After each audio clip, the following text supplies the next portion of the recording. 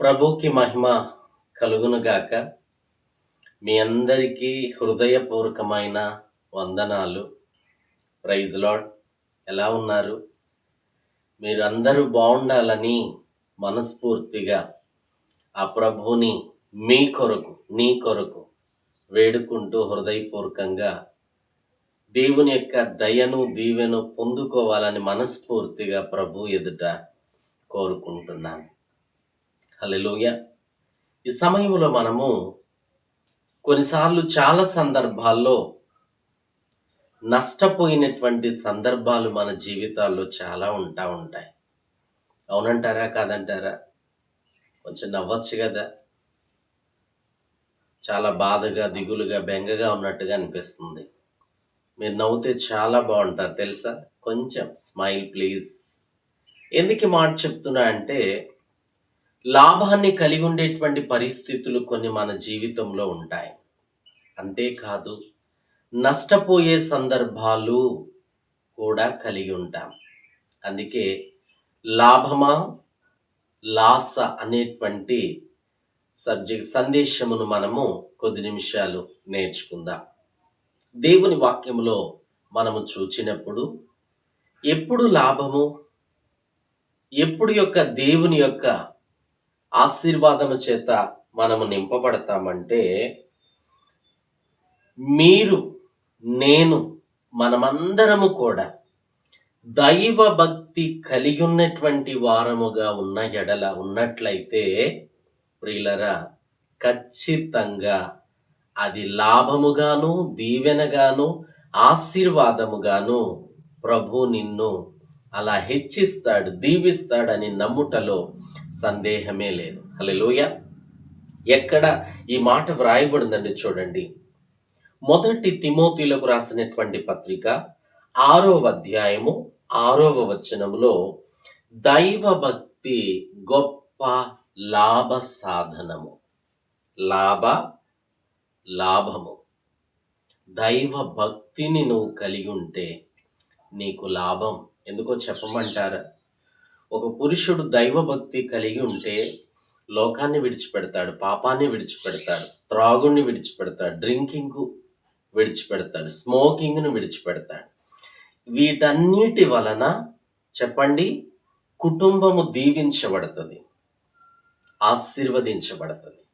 ఒక స్త్రీ విషయంలోనికి వచ్చేసేసరికి తనకున్న వ్యక్తిగత విషయాలన్నీ కూడా తనను తాను కంట్రోల్ చేసుకొని ఒక దైవ భక్తి కలిగినటువంటి వ్యక్తివిగా ఉన్నట్లయితే గొప్ప లాభం. ఆ భక్తి, ఆ భయము, ఆ యొక్క భయభక్తులు, భక్తి అనేది గొప్ప సాధనములోనికి మనల్ని నడిపించేది అని భక్తుడు చాలా చక్కగా అపోస్తుడైనటువంటి పౌలు గారు చెప్తున్నట్లు మనము చూస్తున్నాం. ఈ రోజున అలాంటి భక్తిని కలిగి లాభాన్ని పొందే వ్యక్తివిగా ఉన్నావా? ఇంకా నీ జీవితంలో లాసుని కలిగి ఉన్నావా? ఇంకా నీ జీవితంలో కష్టాన్ని ఫేస్ చేస్తున్నావా?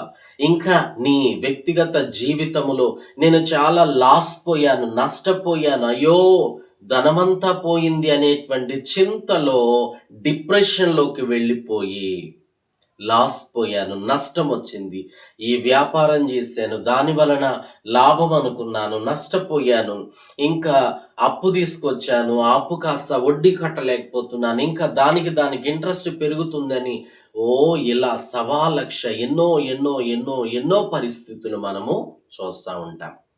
ఈ రోజున ప్రభు నీతో మాట్లాడుతున్నాడు. నువ్వు దైవ భక్తి కలిగిన వ్యక్తివిగా ఉంటే గొప్ప లాభ సాధనం. ఆ భక్తి నిన్ను, ఆ భయభక్తులు నిన్ను ఆయన లాభములోనికి నడిపించే భయభక్తులలోనికి మనల్ని నిలబెట్టగలిగినటువంటి వాడై ఉన్నాడు. నెంబర్ 2, రెండో విషయంలోనికి వచ్చేసేసరికి ఒక యవనస్తురాలుని కొంతమంది పెద్దలు పట్టుకొని ఆమె ద్వారా ఆమెను వశపరుచుకొని వాళ్ళకు ఉన్నటువంటి శక్తిని బట్టో, లేకపోతే వారికి ఉన్నటువంటి ఒక తంత్రమంత్రములు ఇవన్నీ అంటా ఉంటారు కదా, అలా వశపరుచుకొని ఒక యవన బిడ్డను, అందమైన లేడీ, సౌందర్యవతురాలైన ఆమెను వశపరుచుకొని, ఈ వశపరుచుకోవటం వలన ఆమె దయ్యము పట్టినదిగా, పుతోను దయ్యము పట్టినదిగా ఆమె ఉండి, ప్రతి గ్రామానికి వెళ్ళి, ప్రతి ఇంటికి వెళ్ళి, ప్రతి మనిషి దగ్గరికి వెళ్ళి సోది చెప్పి ధనమును గింజలను తీసుకొని వచ్చి, ఎవరైతే తన పైన యజమానులుగా ఉన్నారో వారికి ఇవి తరచుగా అప్పగించడం. ఆ యజమానులు అనుకున్నారు, అబ్బా, మనం చేసిన పని చాలా మంచిది, మనకు లాభం వస్తుంది అని చెప్పి రోజు రెగ్యులర్‌గా అదే పనిలో ఆమెను ఆ గాలి చేత, ఆ అపవాది చేత, లేదా ఆ యొక్క పుతోను అనేటువంటి దయ్యం, సోది చెప్పేటువంటి దయ్యము ఆమెకు ఆవరించబడి, లేకపోతే ఆమె వెళ్ళిపోయి సోది చెప్పి ప్రజల దగ్గరికి మాట్లాడి, మరి వాళ్ళ దగ్గర ఉన్నటువంటి ధనమే కానీ, డబ్బే కానీ, గింజలే కానీ తీసుకొని వచ్చి తనకు యజమానులుగా ఉన్నటువంటి వారికి అప్పగించడం ప్రారంభించింది. అదే సందర్భంలో పౌలు అనేటువంటి దైవజనుడు కూడా ఆ ప్రాంతానికి వెళ్ళినప్పుడు ఆ బిడ్డను చూస్తే జాలి కలిగింది. అయ్యో, యవనస్తురాలు, ఏంటి అపవాది అని చెప్పి ఆమెను అక్కడ, ఈమె వాళ్ళని చూసి ఆమె కేకలు వేస్తుంది. ఇదిగో, వీళ్ళు సర్వోన్నతునైన దేవుని దాసులు, వీళ్ళు మీకు మనకు రక్షణ మార్గాన్ని ప్రకటించడానికి వచ్చారని ఆ దయ్యము పట్టిన, పుతోను దయ్యము పట్టినటువంటి యవ్వన బిడ్డ పౌలు వెంబడి తన యొక్క వారి వెంబడి వచ్చి కేకలు వేస్తుండగా ఆ పౌలు గారు ఏం చేశాడు?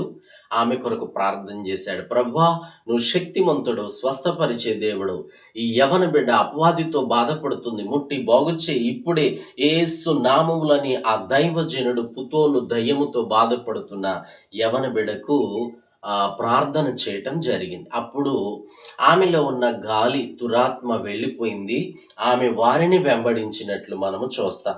ఇప్పుడు ఆమె ద్వారా లాభాన్ని పొందే వాళ్ళు ఉన్నారు చూసారా? వాళ్ళు ఇలా చేస్తారా? మాకొచ్చే లాభాన్ని రానీయకుండా చేస్తారా? ప్రార్థన ద్వారా ఆమెకు ఉండేటువంటి పుతోను దయ్యాన్ని వెళ్ళగొట్టారని చెప్పి ఈ పౌలును వీళ్ళందరినీ కూడా చెరసాల్లో వేయటానికైన వాళ్ళు వెనుకాడలేనటువంటి సందర్భం. అందుకే అన్యాయము అనేటువంటి లాభాన్ని ఏ రోజు కూడా నువ్వు నేను ఆశించే వ్యక్తులముగా ఉండకూడదు. న్యాయపరమైన లాభాన్ని, నీ కష్టానికి తగినట్లుగా దేవుడు లాభాన్ని ఇస్తాడు. నీ యొక్క భక్తికి తగినట్లుగా, నీ విశ్వాసానికి తగినట్లుగా, నీ యొక్క నమ్మకత్వాన్ని, యథార్థకు తగినట్లుగా దేవుడు నీ చేతి వ్యాపారాన్ని ఆయన దీవించబోతున్నాడు. హల్లెలూయా. చెప్దాం బిగ్గరగా, హల్లెలూయా. ఎందుకంటే చాలా మంది వ్యాపారం చేస్తూ, చాలా మంది చిన్న చిన్న చేతి బిజినెస్లు చేస్తూ ఉన్న వాళ్ళు చాలా మంది ఉన్నారు మన దగ్గర కూడా. చర్చిలో చర్చ్ మెంబర్స్గా, లేకపోతే చాలా చాలా మంది చిన్న చిన్న చేతి పనులు, ఒక హోటల్ అనో, కిరాణం అనో, లేకపోతే బట్టల షాప్ అనో, లేకపోతే ఫ్రూట్స్ షాప్ అనో, లేకపోతే జ్యూస్ షాప్ అనో, ఇలా ఎంతో మంది బిడ్డలు ఉన్నారు. కానీ ఎందుకు ఈ మాట చెప్తున్నా అంటే, మనం ఏ పనిలో, ఏ వ్యాపారంలో ఉన్నా లాభాన్ని ఎలా ఆశించగలుగుతామో, నష్టం అనేది ఎలా ఇష్టపడమో, అలాగే మీరు కూడా భయభక్తులు కలిగి ఉన్నప్పుడు మీ చేతి పనిని దేవుడు దీవిస్తాడు. మీ చేతిని ఆయన ఆశీర్వదిస్తాడు, సమృద్ధినిస్తాడు. మీ చేతి వ్యాపారాలను అభివృద్ధి పరచడంలో ఏ మాత్రము కూడా సందేహం లేనే లేదు. హల్లెలూయా. ఎక్కడ ఈ మాటలంటే, అపోస్తుల కార్యగ్రంథము 16వ అధ్యాయము 16వ వచనం. అపోస్తుల కార్యగ్రంథము 16వ అధ్యాయము 16వ వచనంలో ఈ మాటలన్నీ కూడా వ్రాయబడింది. వెంటనే ఆ యవ్వన బిడ్డ బాగుపడింది. మరి పౌలు వీరందరికీ శ్రమ, మరి చెరసాల్లోనికి వెళ్ళవలసినటువంటి పరిస్థితి కూడా వచ్చింది. సందేహము లేదు. ఎందుకు ఈ మాట చెప్తున్నా అంటే, నువ్వేదైనా మంచి పని చేసేటప్పుడు శోధన అనుభవిస్తావు. ఒకరికి మేలు చేసి మనం కొన్నిసార్లు చాలా కష్టాలు అనుభవిస్తాం. ఒకళ్ళ బాగోగుని కోరి, ఒకళ్ళని బాగు చేయాలని ప్రయత్నం చేస్తున్న సందర్భాల్లో మనం కూడా కొన్నిసార్లు ఆ యొక్క పెయిన్, ఆ యొక్క బాధను, ఆ కష్టాన్ని, ఆ యొక్క శ్రమని అనుభవించవలసినటువంటి పరిస్థితి మన బ్రతుకులో, మన జీవితంలో ఎదురవుతూ ఉంటుంది. కృంగిపోవద్దు. ఏ వ్యాపారంలోనైనా భయభక్తులు కలిగి ఉంటే దేవుడు నీకు లాభాన్ని కలిగిస్తాడు. లేదా దేవునికి దూరం అయిపోయి, లేకపోతే ప్రార్థనకు దూరం అయిపోయి, వ్యాపారము నష్టమొచ్చింది, లాభం లేదని ఒకవేళ దేవునికి దూరమైపోతున్న వ్యక్తివిగా ఉన్నావేమో సుమి. అలా ఉండడానికి వీలేదు. నువ్వు ఏ పని చేసినా ప్రార్థన పూర్వకంగా ప్రారంభం చేయి. అప్పుడు ఆశీర్వాదము, అభివృద్ధి చూడకపోతే నన్నడుగు. యథార్థంగా ఈ మాటలు నేను నీతో తెలియపరుస్తున్నాను.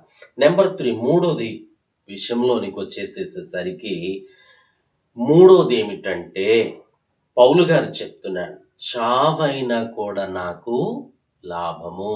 అంటే నేను అలా మీకు చావు అంటే చనిపోదాం అనేటువంటి ఆలోచన కాదు. చాలామంది ఇదే మాట మాట్లాడతారండి. ఒక కష్టం రాని ఇంకెందుకు నా బ్రతుకు అంటా ఉంటారు. ఒక శోధన రాని, ఒక శ్రమ రాని, లేదా ఇంట్లో ఏదన్నా గొడవలు, భార్యాభర్తల మధ్యలో గొడవలు, పిల్లల మధ్యలో గొడవలు, ఏదైనా చిన్న చిన్న సమస్యలకి చచ్చిపోవాల్సిన అవసరం ఏంటి? చచ్చి మీరు ఏం సాధిస్తారు? బ్రతకాలి, ధైర్యము కలిగి ఉండాలి. ఆ శ్రమే రాని, కష్టమే రాని, ఉపద్రవమే రాని, బాధే రాని, వాటిని అధిగమించినప్పుడు వాటి ద్వారా ఏదైతే పోగొట్టుకున్నామో, కోల్పోయామో వాటన్నిటిని కూడా ప్రభువు మనకు అనుగ్రహిస్తాడు. అందుకే పౌలు గారు ఎందుకు ఈ మాట చెప్తున్నా అంటే, నేను దేవుని కొరకు చనిపోవటానికైనా రెడీగా ఉన్నాను. ఆయన సేవ నిమిత్తం, ఆయన భక్తి నిమిత్తం, ఆయన సువార్త నిమిత్తం చావైనా నాకు చాలా మేలు అని చెబుతూ, బ్రతికిరన్ని రోజులు దేవుని కోసం బ్రతుకుతాను, సువార్త పనిలో ఆయనకు నమ్మకమైన వ్యక్తిగా ఉంటాను. ఒకవేళ చనిపోయినా నేను నా దేవుని విషయంలో నమ్మకమైన వ్యక్తిగా ఉండి, ఆ చావు కూడా నాకు లాభమే. అది దేవుని దృష్టికి అంగీకారమైనదైతే అది నాకు చాలా లాభము అని భక్తుడు చెప్తున్నాడు. ఈరోజు దైవజనులు చాలామంది, ఎంతోమంది ప్రయాణాల్లో చనిపోతున్నారు. కొంతమంది పరిస్థితులు మనం చూస్తున్నాం కదా అండి. ఆ గొప్ప దైవజనులను బట్టి మనం సంతోషించాలి, ఆనందించాలి. వారు పడిన ప్రయాస వ్యర్థము కాదు. వారు పడిన కష్టానికి ఫలితముగా సువార్త నిమిత్తం సమయమనక అసమయమనక కష్టపడి రాత్రనక పగలనక ప్రజల్ని దర్శించి సువార్త ప్రకటింపచేస్తూ, లేదా సభల్లో మాట్లాడుతూ వారి ప్రయాణాల్లో ఎంతో మంది ప్రాణాలను కొట్టుకుంటున్న దైవజనుల్ని చూస్తున్నాం. అంటే వారి మాటను ఆధారం చేసుకున్నారేమో అని నేను అనుకుంటాను. చావైనా లాభమే దేవుని కొరకు మేము అని.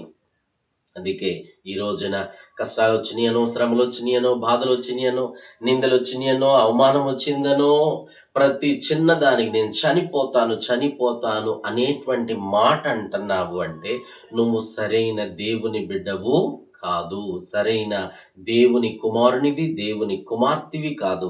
అపవాదికి సంబంధించిన ఆలోచనలు నీలో ఉన్నాయి. తప్పు. ఒకవేళ మరణం అనేది నువ్వు తొందరపడి నిర్ణయం తీసుకుంటే నీ పిల్లల భవిష్యత్తు ఏంటి, వారి చదువులేంటి? తల్లిదండ్రులు ఉన్నప్పుడే ఎవరు పిల్లల్ని పట్టించుకోవట్లేదు కదా. మరి కన్నవాళ్లే లేనప్పుడు వాళ్ళ పరిస్థితులేంటి? నేను ఒక ఆర్ఫన్గా చెప్పగలను. నా 5 సంవత్సరాల వయసులో మా అమ్మగారు చనిపోయారు. నా 8 సంవత్సరాల వయసులో మా నాన్నగారు చనిపోయారు. మాకు సరిగా దేహానికి బట్టలు లేక, కడుపు నిండా తిండి లేక, తిన్నారా అని అడిగేవాళ్ళు లేక, మమ్మల్ని పట్టించుకునేవాళ్ళు లేక ఎంత ఎంత నలిగి కుమిలిపోయి ఉన్నామో, అదే ఒక తల్లో ఒక తండ్రో ఉంటే మా పరిస్థితి అలా ఉండేదా? కాదు. అందుకే కోపం వచ్చిన టైంలో కొంచెం ఓర్చుకోండి. లేకపోతే ఏదైనా జగడము రేగుతున్న సందర్భాల్లో కొన్నిసార్లు ఒకరు కాకపోయినా ఒకడు, భార్య కాకపోయినా భర్త, భర్త కాకపోయినా భార్య, ఒకరి కాకపోయినా ఒకరు తగ్గించుకొని, కొన్ని సందర్భాల్లో ఇది నా ఇల్లు, నా కుటుంబం, నా పిల్లలు, నా భవిష్యత్తు అని ఇద్దరు కూడా ఆలోచించినప్పుడు ఆ కుటుంబము, ఆ ఇల్లే ఒక చిన్న పరలోకంగా మార్చబడునుగాక. అందుకే అలాంటి దైవభక్తిని కలిగి లాభసాధనమైన మార్గంలోనికి మనము నడిపించబడదాం. ఈరోజు నీ చేతి వ్యాపారాల్లో నష్టపోయి ఉన్నావేమో, కృంగిపోయి ఉన్నావేమో, బాధలో ఉన్నావేమో, కష్టంలో ఉన్నావేమో. యేసు నామములో నీకున్న ప్రతి ఇక్కట్లు ఇప్పుడే విడుదల కలుగునుగాక. దేవుని మహిమ, క్రీస్తు యేసు మహిమలో నీ ప్రతి అవసరము తీర్చబడినట్లుగా యేసు నామములో ప్రతి అవసరత తీర్చబడునుగాక.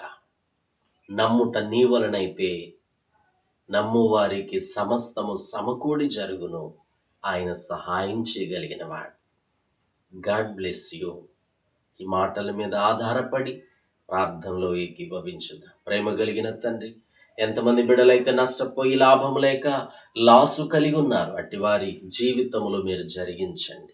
అప్పు అనే ఆలోచన, అపోహ, అంతేకాదు వడ్డీ, ఏదో ఏదో సతమతం అయిపోయి కొన్నిసార్లు చనిపోదామనేటువంటి నిర్ణయాలు తీసుకునే బిడ్డలు ఎంతోమంది ఉన్నారు. వారిని ముట్టి బాగు చేయండి. వారి మైండ్ సెట్ సరిచేయండి అయ్యా. వారి ఆలోచన తీసివేయండి. నీవు మా కొరకు చనిపోయిన వాడవు, ఇంకా మేము చనిపోవాల్సిన అవసరం లేదు. మా కొరకు రక్తాన్ని చిందించి కలువరి సిలువలో ప్రాణం పెట్టిన గొప్ప దేవ, మా మరణాన్ని తప్పించిన దేవుడవు కదయ్యా. ఇదిగో బతికినంత కాలం మేము భయభక్తులతో భక్తితో బ్రతికి ఒకవేళ చనిపోవలసిన టైం వస్తే ఆ చావు ద్వారా కూడా అయ్యా నీకు మహిమకరముగా లాభకరమైనటువంటి జీవితాలను, మా బ్రతుకులను మేము కలిగి ఉండే కృప దయచేయండి. యేసు నామమున అడుగుచున్నాము తండ్రి, ఆమేన్. God bless you. అలాగే నచ్చితే లైక్ చేయండి, లోపాలుంటే కామెంట్ చేయండి. God bless you. చింతపడద్దు. మీ వ్యాపారాలను అత్యధికముగా దేవుడు ఆశీర్వదించునుగాక. ఆమేన్. God bless you. సెలవు తీసుకుందాం. ప్రైజ్ లార్డ్ మీ అందరికీ.